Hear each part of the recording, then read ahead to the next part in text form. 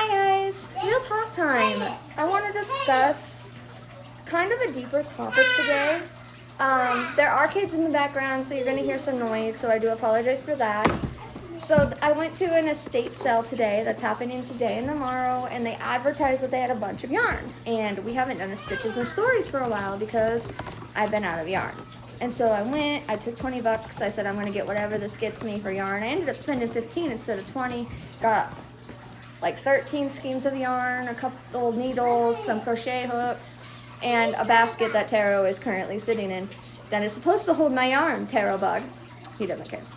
But as I was looking through this, my nephew's with me because he needed an auntie-nephew day, and so we were there, and we were talking, and yeah, go watch your show, please. Or eat your food, yeah. And so we were talking, and as we were going through yarn, the people running this estate sale were asking us questions. They were like, what do you make? And there was a whole room full of yarn and crochet hooks and knitting needles. And they were like, what are you guys making? What's your favorite thing? And I was like, oh, I like to make blankets. Blankets are my favorite. I like blankets and scarves the most, but I make hats and scrubbies. They're like, oh, do you make dishcloths? Because we get scrubby yarn, and we haven't met anyone yet that makes dishcloths. And I was like, yeah, I make dishcloths. And so what I'm rolling right now is a scrubby yarn. And then they were like, and what do you make, little dude? And my nephew's like, well, I want to make a hat, and I want to make a scarf, and then if I have enough extra, I might make a blanket, but I really want a hat and scarf. So he picked up these two colors right here for his hat and scarf. He does not have enough for a blanket, but if he likes them, I mean, the kind he got, these are like red heart kind, so they're like $3-4 on the shelf. So I mean, and for a beginning knitter, that's a good thing to start with. And so he's gonna be making that. But like, she was talking to him, and he found these little Christmas trees, and he goes, what are these? And she goes, oh, it's origami. My mom used to fold paper, and she'd make these Christmas trees and stuff out of it. And he's like, your mom made these? And she goes, yeah, this was all my mom's. And he was like, she has a lot of these needles that are the same size. And he's being a kid, you know, asking questions. He's like, what are you gonna do if this doesn't sell? Like, what are you gonna do with all the extras? And she goes, I don't know, it's a lot. We might have to donate it, we might just have to get rid of it. I don't think we're gonna keep it all. And I was like, you just have a lot of questions. And she goes, well, that's good. You have to ask questions in order to get answers. And she just was like adoring him. All right, and then at one point we were looking at these needles, and I said, look at all these different needles and stuff. I was like, she has a lot of number 13, size 13s. And the lady goes, yeah, my mom, she used to make a lot of bulky items. She liked bulky blankets and stuff. And so I think she needed the needles for that. And I was like, well, if she's working with bulky yarn, yeah, she needs bigger needles. And so I was like, that would make sense. But she had a bunch that weren't even open. And she was like, she just kind of gathered them. And she always had plans, but she didn't get them all finished. She had half-started projects there that were for sale. I didn't pick them up because patterns are not my forte. Alright, I prefer winging my stuff instead of following an actual legit pattern. But she had she had a half-finished Afghan that she'd been working on and stuff. And I'm making a video. Just put your stuff in the sink. And so it was interesting because we kind of secondhand got to know this person. Go eat your food. Stay out of my camera, missy. Oh, missy. So we kind of got to meet this person secondhand, even though we hadn't met her in real life. And it was a very interesting experience, like just talking to them. And they were all good spirits. Like, they're dealing with an estate sale. This lady passed away, all right?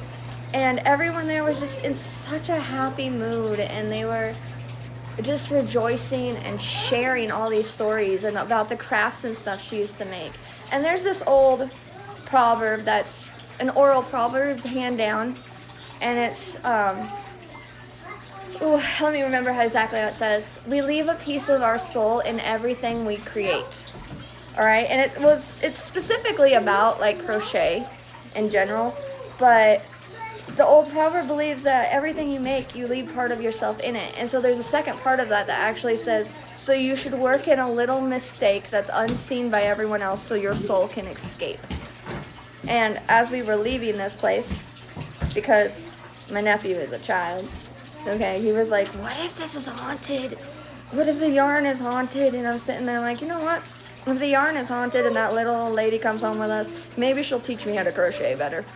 I don't believe it's haunted. I believe she's probably at home, like at peace in her eternal resting place. Everyone there was such high spirits and everything that you could tell that she was very well loved. And there wasn't anything on earth that she wouldn't have had any type of unfinished business, I don't think.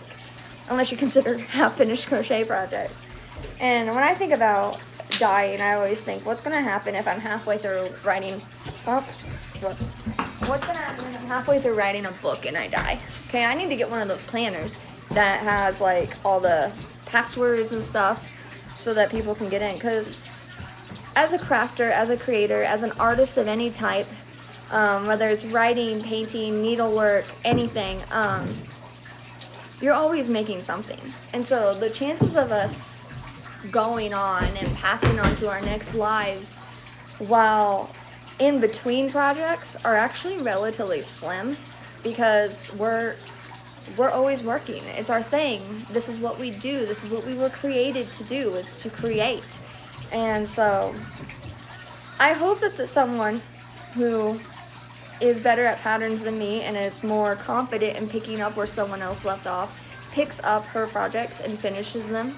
I hope someone continues her legacy. I'm going to be using this yarn I got to make some really cool things. I picked up this one that I think I'm going to make some Y2K style scarves with. They're fun. I don't know what I'm doing with this one. I got 3 schemes of it. It's just really pretty. I got some cotton yarn that I'm doing. Cotton yarn is great for crocheting, and I wanted to mess around with some of that some more. And then I got this velvety smooth sparkle one. I have 2 of those because there's not much in those schemes, and she had like 4, but I only picked up 2 of the schemes, and I don't know what we're gonna make with them yet. It might be a hat. I really think we only have enough for like 1 hat out of it, if we do that, because it's a bulkier yarn. But I also might use it to make a thin scarf. Like, not a thin scarf, like, not warm, but thin, like, width-wise. I prefer my scarves thinner instead of thicker. The actual, I don't know if you guys care about this, but the actual width that's recommended for a scarf is 30 stitches at size, what is this size? Size 11 at 30 stitches with a yarn.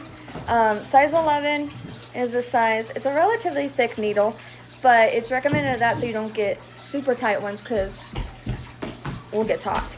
But you do still get a tight one. But this is a size 11 US. In metric system, it is 3, I think is what that says. My thing is wore down. I think it might be an 8. I don't know if you can read it. All right. It says 11 US, though.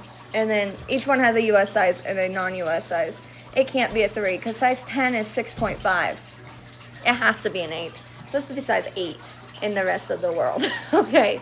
But, yeah. So I hope someone picks up her projects, because it was kind of nice getting to know her, even though I hadn't known her. We got to talk to her family. We got to get a little bit of an idea of who she was, and they showed me all of her half-finished projects. They really wanted me to pick one up. They wanted me to pick up this Afghan, but I did not pick it up. It had a different stitch than the normal stitch. When all of our stitches and stories, I use a basic stitch, just a basic single knit stitch is what I do. That's why my projects take a while, okay? I don't double knit or anything like that. I just do a basic stitch. I primarily do that because I've done it enough that I can zone out and still get my project perfect the way I want it. And so there are a couple stitches I am currently trying to learn. I'm trying to learn the chevron stitch that makes the triangle. That one is difficult. And I'm trying to learn this other one that kind of looks like a basket weave. I've got the basic technique of it down. I'm just confused on how to switch sides of the needle. Okay, because when I go to switch needles with it, I end up creating an extra stitch, and I don't want to increase stitches, because then I end up with a weird shaped piece. I want to keep the same amount of stitches but have it flow in this pattern, so I have to mess with that one. But I am looking at it, and I might use some of these to practice that. Not this one. This one's super thin, is going to be used for crochet of some kind. probably a scrubby, probably a dishcloth. But anyway, it was great to get to know her in that way, and I do encourage you. I was scared to go to the estate sale because my anxiety was like, I've never been to one of these. Is this an auction? Is this not? And I asked on Facebook, I said, has anyone been to these? Half of the people were like, it's an auction. Half of the people were like, it's a garage sale. And I was like, oh my gosh. I showed up and they're like, everything has to go. Just make any offer. We just need to get rid of it. And you could tell that they were overwhelmed, but then when you got to talking to them, they wanted to talk about their mom. And it was her daughter and son-in-law and their neighbors that were running this. And so it was a great way to spend the morning. And I do encourage you that if you have any estate sales in your town, to go to them. But not just to go to them with like this mentality that you're going to get stuff that you can't get somewhere else. Like we went because we needed yarn and we don't have a yarn store in town. I have to drive 45 minutes either direction to get yarn. Okay? And I prefer, for those of you that are like, why don't you buy it online? I prefer to do mine in person because I like to see, I have an issue telling thickness and stuff, and so I like to see in person how thick it is instead of reading on the thing. Like the labels tell you how thick it is and the recommended size, but I prefer to do all my yarn shopping in person. And so, anyway, it was a good experience. So go to one if you can, talk to the people involved, get to know the people, huh? Okay, go put the fork in the sink. Thought she was gonna stab me with it for a minute. She just finished her applesauce. Yeah, she ate her applesauce with a fork. I don't know. I offered her a spoon. She said no. But anyway, yeah, go do it. Go meet some people because even the people that have passed are still members of our community. They came from our community. They helped grow our community. I am a firm believer that a cemetery is a library. It is a place with 1,000 untold stories, and part of the process of grief is sharing the stories of those you love. And so I do request and recommend that if you go to one, you take some time, talk to the family, get to know the departed, get to know them, because it'll just help them in general, and you will feel closer to that person at the end. Like, I know that she cherished all this yarn. Okay, I know that she may not have had projects like this, 3 schemes of this that were sitting there unopened. She probably didn't have a project picked out for it yet, but she saw it and was like, oh, I love that yarn. I'm gonna use this for something. And maybe she had a general idea in mind. Like this one this one had been opened. She made something out of that. She bought that and made something out of it. And considering it's cotton yarn, she probably made like a dishcloth or something out of it. And like this, what was she planning for this? What was she planning for this? It's just, there's so much that I've gotten to learn about her, and there's just this connection now. And so, yeah, that's all I wanted to really talk about today on our Real Talk time. It went a little longer than our usual Real Talks. We haven't done them in a while.